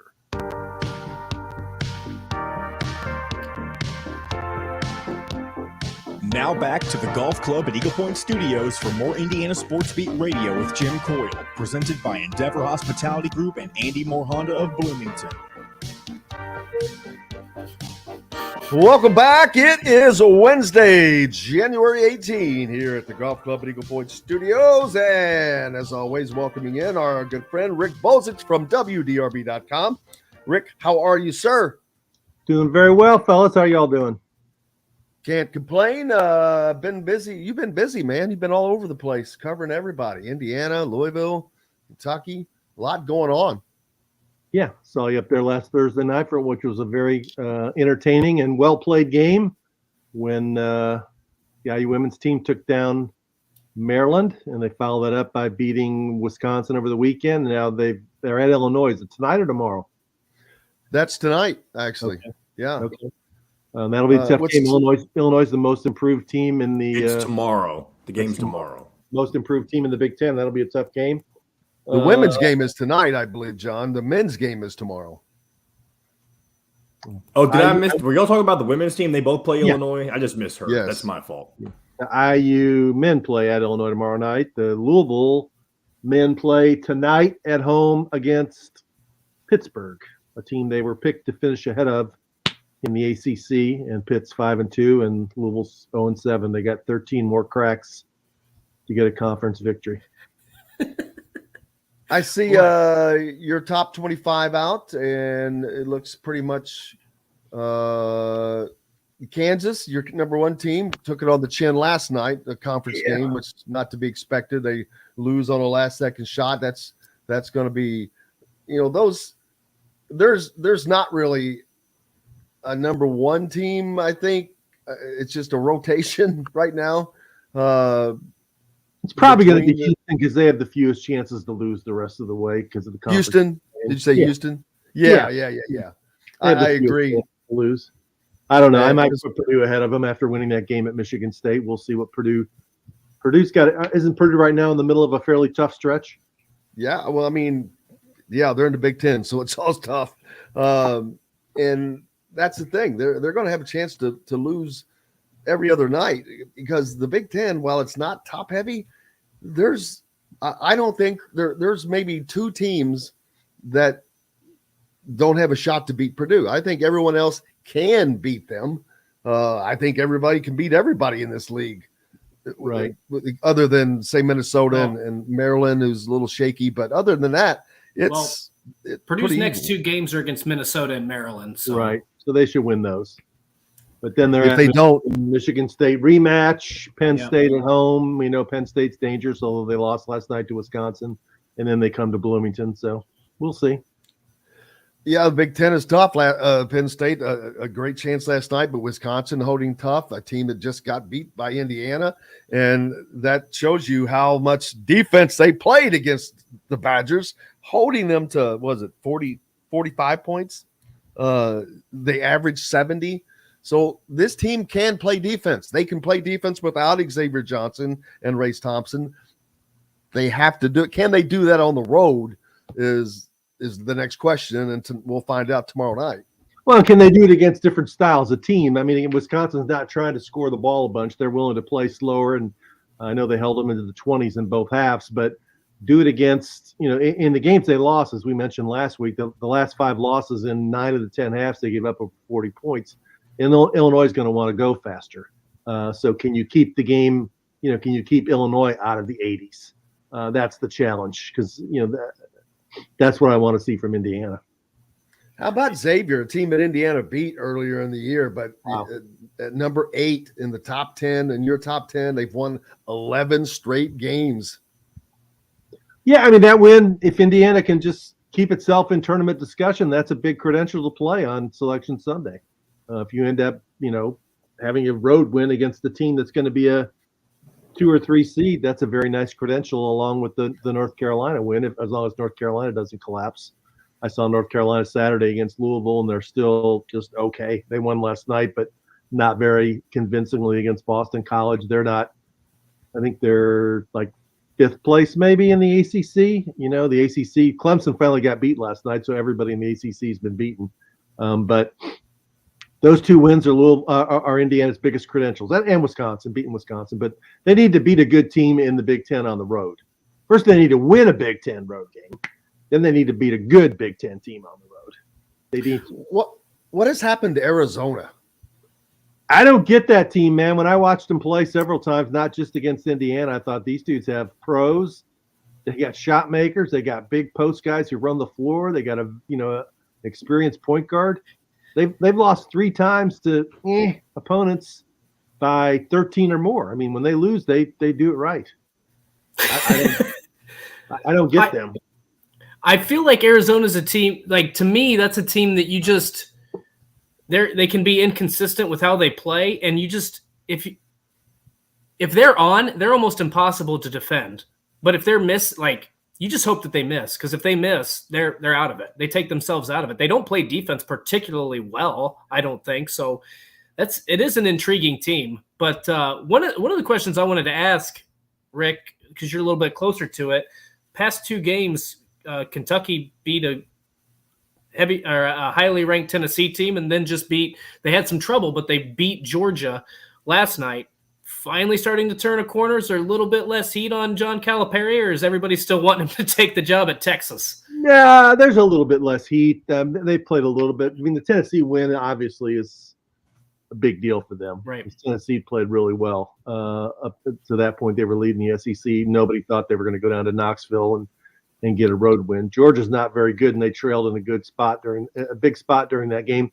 You know, I think he's done some things differently. He called out Oscar Tshiebwe in terms of him not working quite as hard as he did last year, and he's responded a little bit. The fans have been calling for less from Severe Wheeler, less playing time for him at point guard. He missed the Tennessee game with an injury. He played some last night, but Cason Wallace really is starting to take over at point guard. So, you know, they're making improvement. I looked at Lenardi yesterday. They were still not in the field. I don't know if Georgia puts you in the field, but you know, for the next few weeks, unless they ring up some victories, and they'll have some chances because there's other good teams in the SEC, they're a bubble team. You know, they got Kansas at home a week from Saturday in the Big 12 SEC Challenge, so that's a chance for them to polish their resume. Indiana, of course, taking on the Illini next tomorrow night. It's Champaign, Illinois. A road game we talked about. Just getting a road win is going to be really, really important for this team. Illinois is a team that had taken a dip, but they kind of on the rebound. So it's not going to – there's no easy stops, period. But definitely not an easy stop for this Indiana team, and they're going to have to continue to play with the chip that they seem to play with against Wisconsin. Of course, not only was Wisconsin, like you said, easier to defend, but they were without their best player as well. Right. So this is going to be a little bit different of a challenge. Yeah. Illinois, you know, before the year, I think some people were picking them to be the most likely team to beat Indiana to win the Big Ten.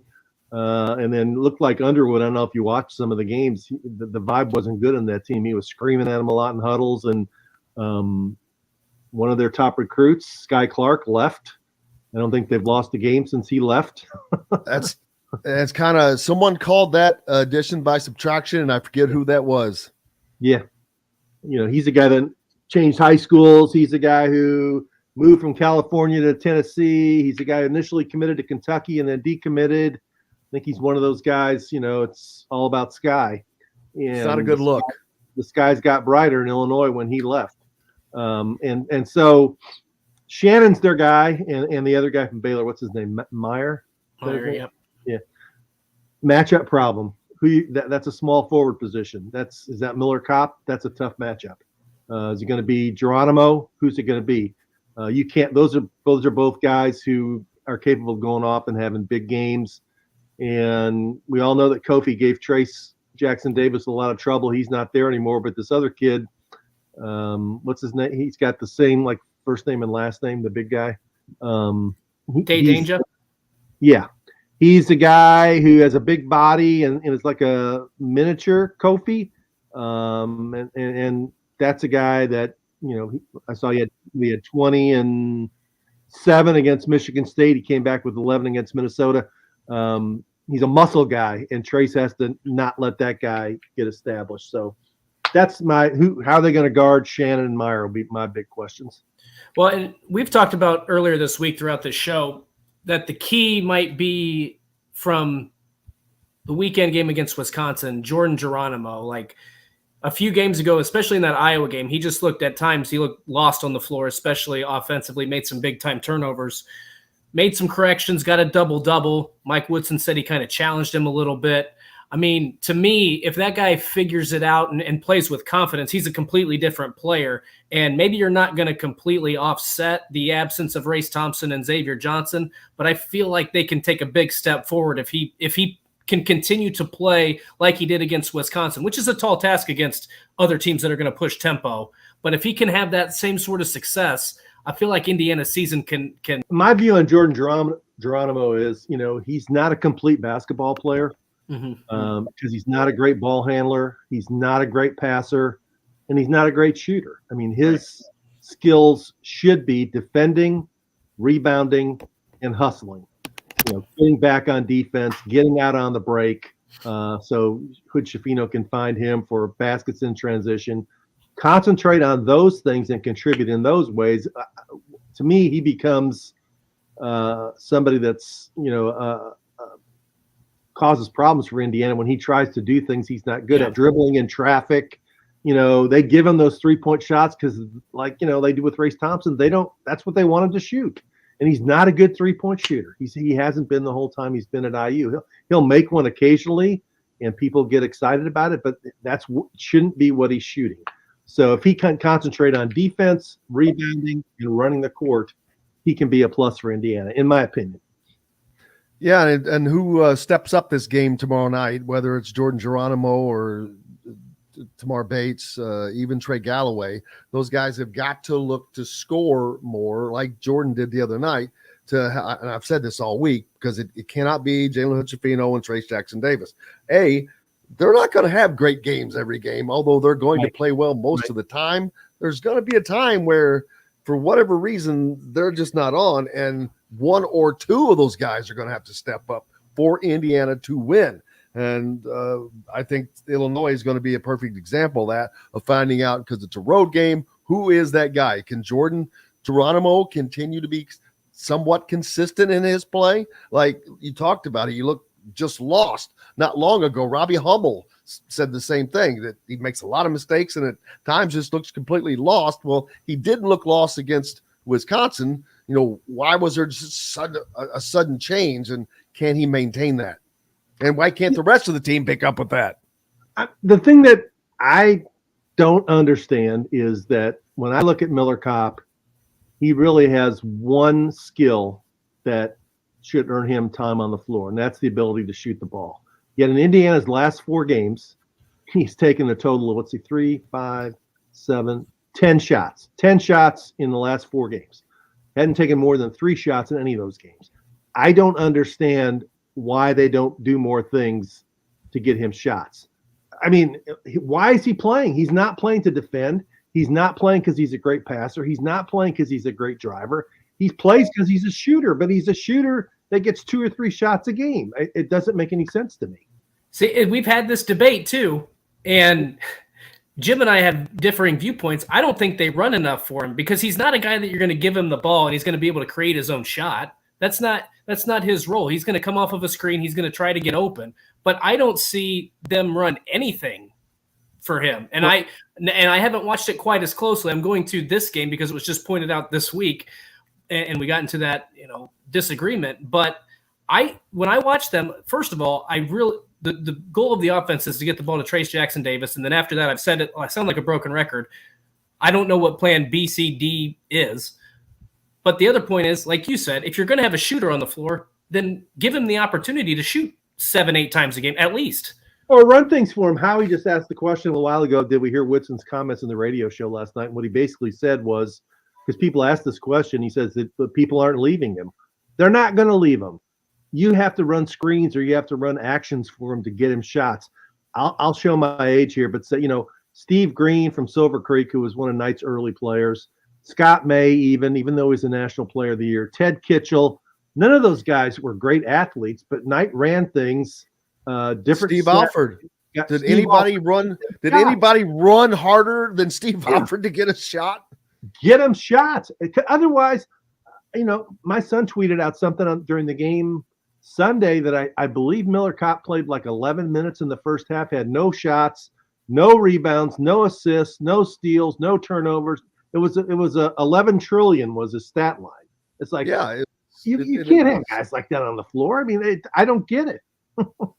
29 minutes and just basically zeros.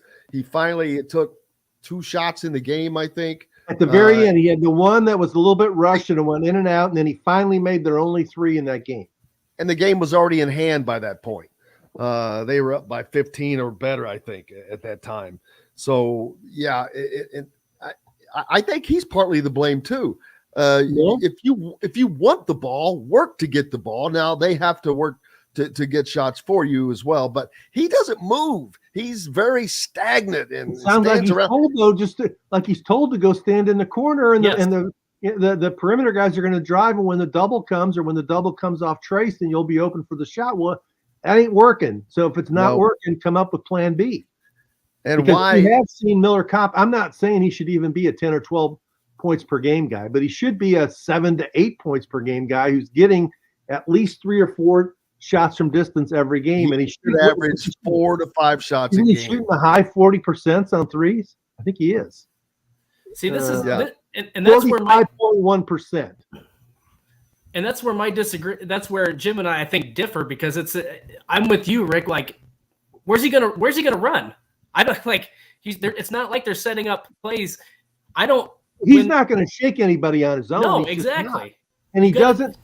As good as he is, he doesn't have the quickest release in the world. We watch him, like when he gets the ball, if he's not really comfortable that he's got an open look, he is not going to shoot it. So he needs a clean look. So I don't know. They need to sit the coaching staff together. I mean, Randy Whitman played at IU. He helps Mike Woodson coach the team. He got a lot of perimeter shots. He was quicker than Miller Kopp, but he could help come up with some sets to get this guy some shots. Because when he makes shots, that opens up stuff for TJD. That opens up stuff for guys driving the lane. To me, you can tell it's a head scratcher. It's one of the things I don't understand either, because there's so many advisors on this staff. They've got 3 assistant coaches and at least 3 advisors. So you've got a 7-man coaching staff at a minimum, and yet it doesn't look like they're doing a lot different on offense other than throwing it to TJD, getting it back to Jalen Hutchefino to work on getting a shot. But regardless of that, what's up next for you, Rick? Tonight, Louisville against Pitt. See if the Cards got 13 more cracks to get an ACC victory. Can they get one? We'll see. This is one of their probably 3 or 4 best chances.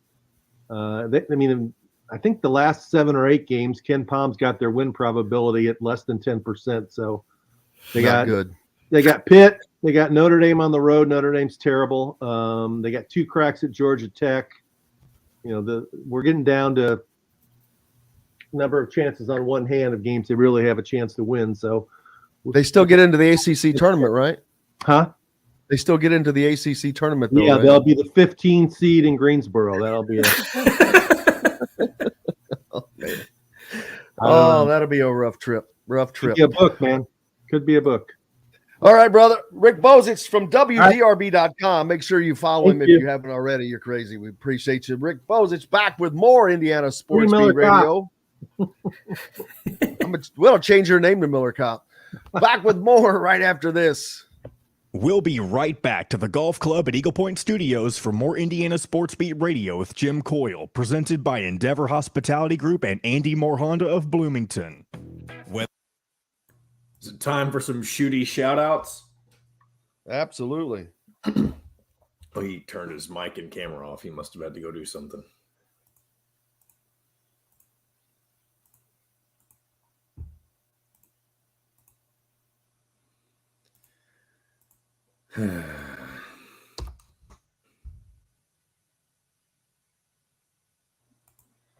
Man, I'm having more and more people say, "Hey, man, I saw your show the other day." I'm like, "Well, it's people that I've known forever, but it's people that I've known for a while." And I'm like, "Oh, really? That was the first time?"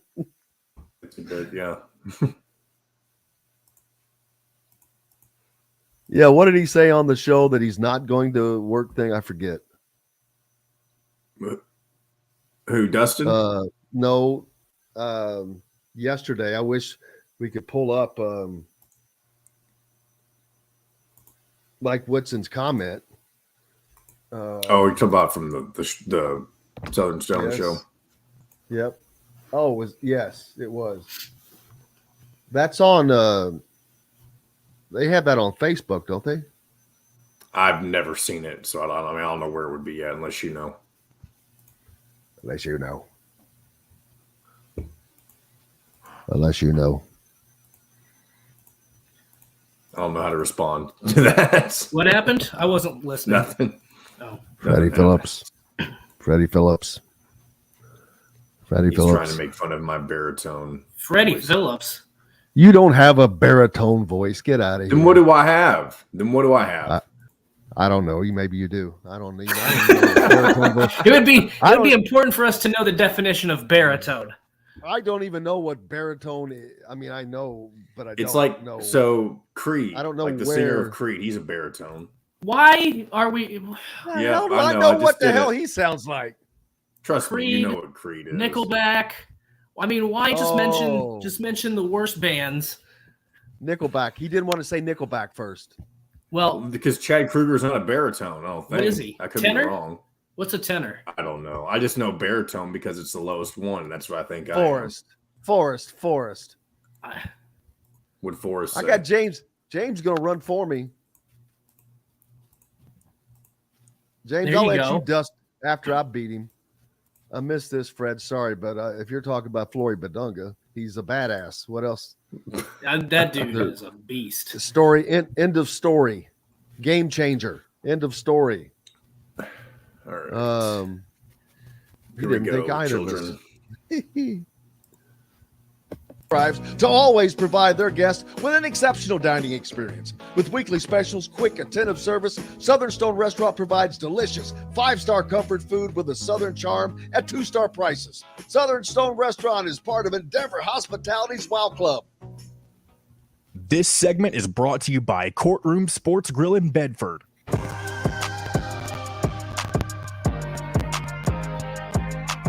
Now back to the Golf Club at Eagle Point Studios for more Indiana Sports Beat Radio with Jim Coyle, presented by Endeavor Hospitality Group and Andy Moore Honda of Bloomington.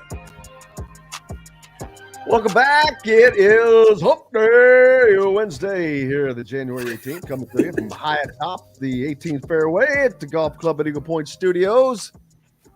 That's a cool little stat from Philip. Dak Prescott is the oldest quarterback in the playoffs, left in the NFL playoffs, at age 29. How about that? I wonder. Now, he's all right. So Mahomes is 27. I'm going to guess he came in at 23, maybe. So, other than Prescott, every other quarterback is within the last 5 years. Wait. That's what we've been talking that's right. about. Because San Francisco is Brock Purdy currently. I forgot about that because Jimmy G's out.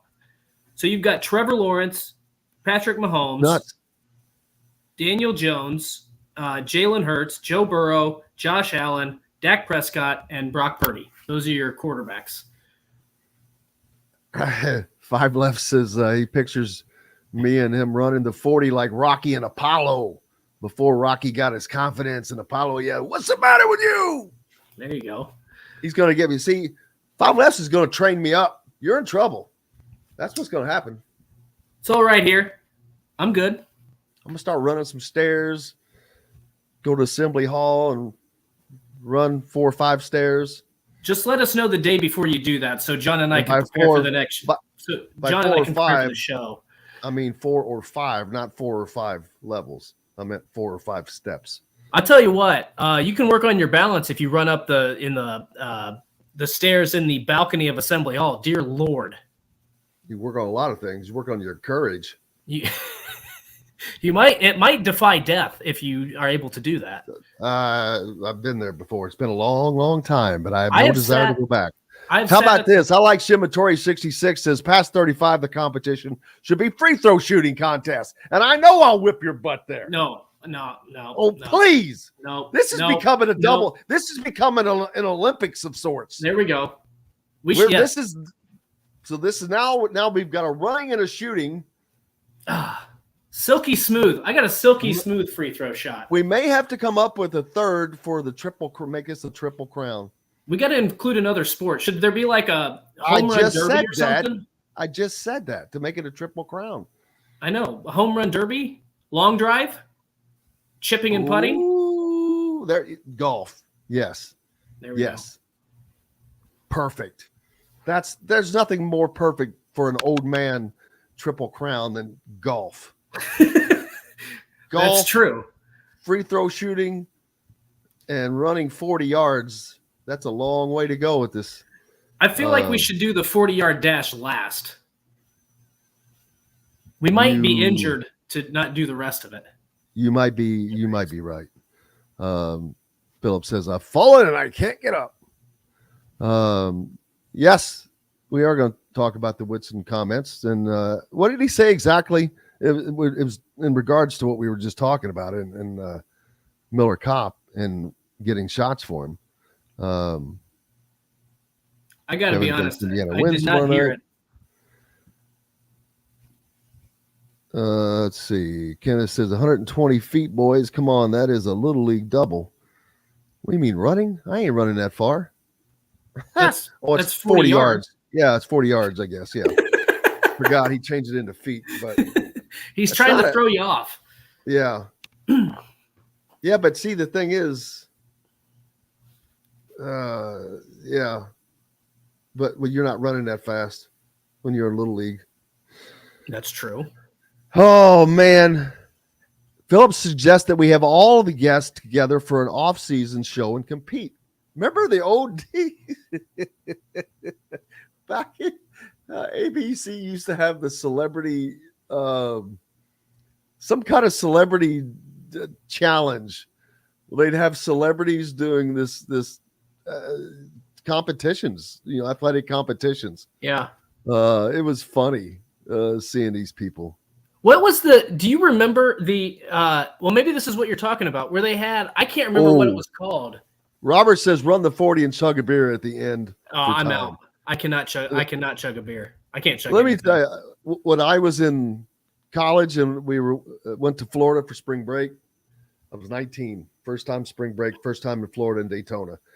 They were having all these contests for all these spring breakers. And there was 4 of us. We happened to be together. It was perfect.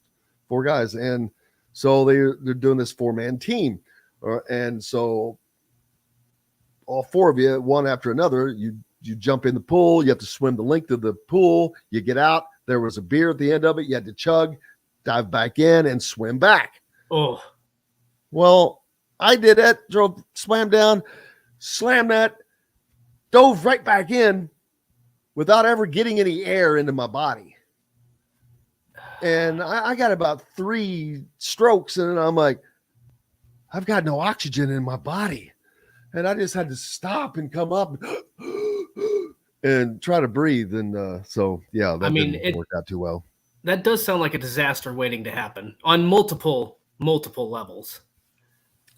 Yeah, it was. Let's see. I think there's some questions about Rudy asking about the NIL deal earlier for the Florida football baller.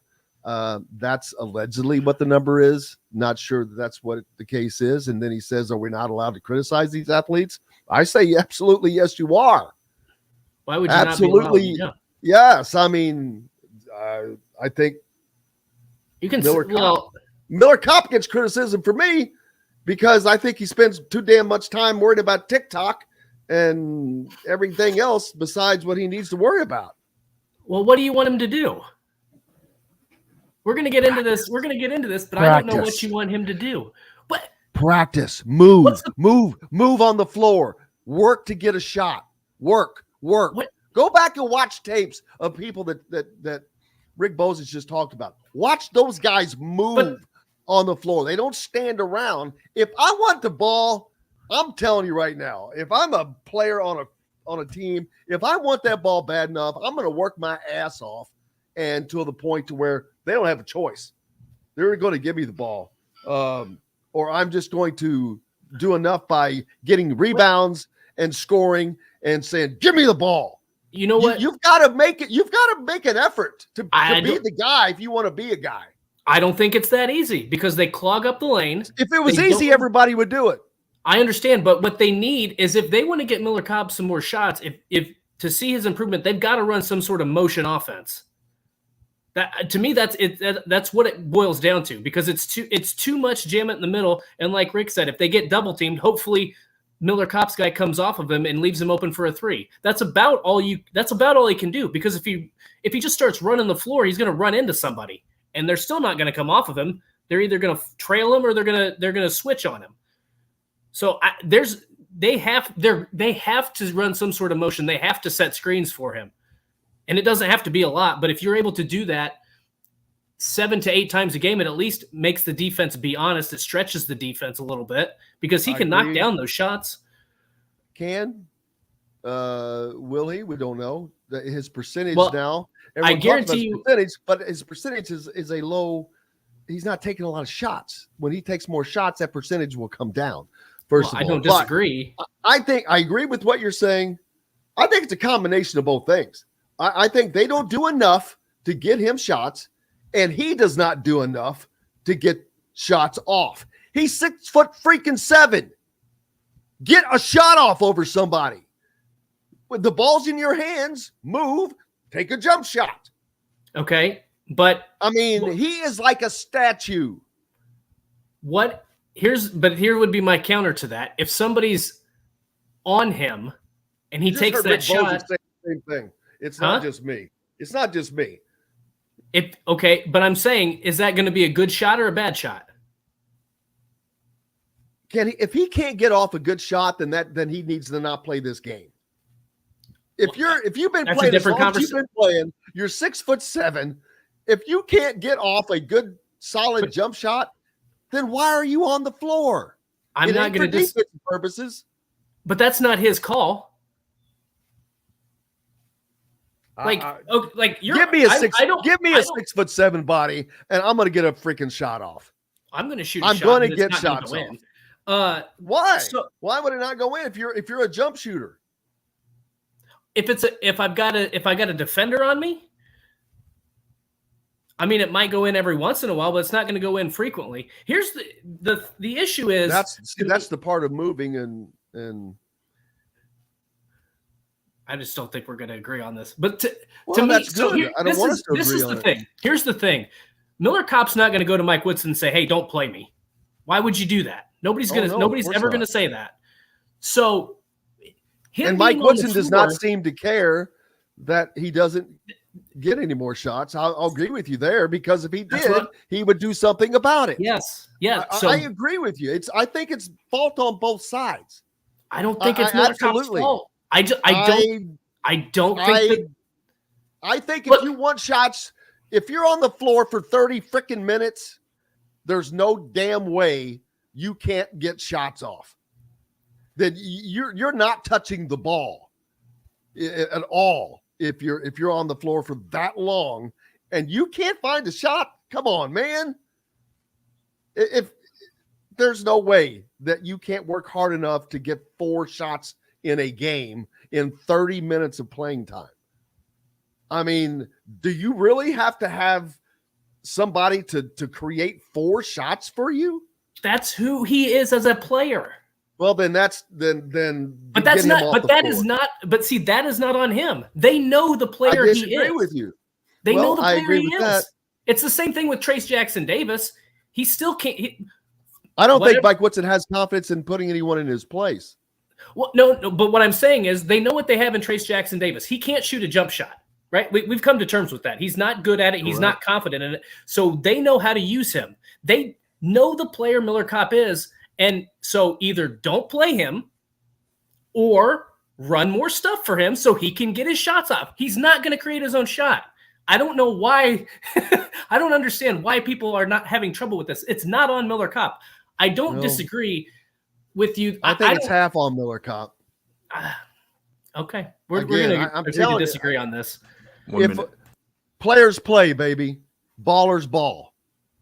Players play is my point. And if you're in the game for that long, and if you really want, you'll find it. You'll work to get it.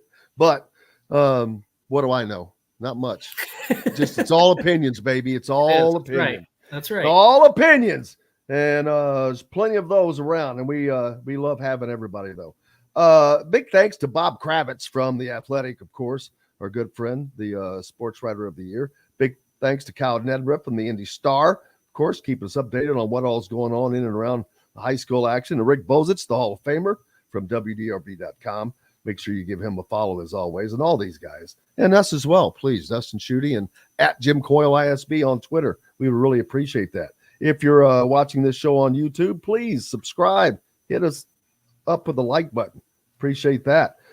Big thanks to everybody down on the river, listening on the ref. Always the right call, 97.7 ESPN. Also on WBRO. Hope everyone's doing well there. And soon to be up in the region on WJOB. Cannot wait to join everybody up that way. Tomorrow we're back at it again. Can't wait. Another lineup as always. Matt Taylor, Chris Denari, Kenneth Staley from thehoosier.com, and we'll see what else we can get scared up for you as well. Dustin Schutte, thank you, sir. Have a good one. I hope you get to use those sticks behind you today, maybe. I will not. Not for a while, but that's okay. Yeah, big thanks to JTP. Keep us between the white lines, of course, as always. And most importantly, thanks to you guys. Without you, we have no reason to be here. Until tomorrow, I am Jim Coyle. I will see you on the radio. Thanks for listening to Indiana Sports Beat Radio. Be sure to subscribe to our YouTube page for more clips and team coverage of Indiana basketball, football, and more. You can also find full episodes and tons of other content on thehoosier.com. We'll see you next time for another edition of Indiana Sports Beat Radio.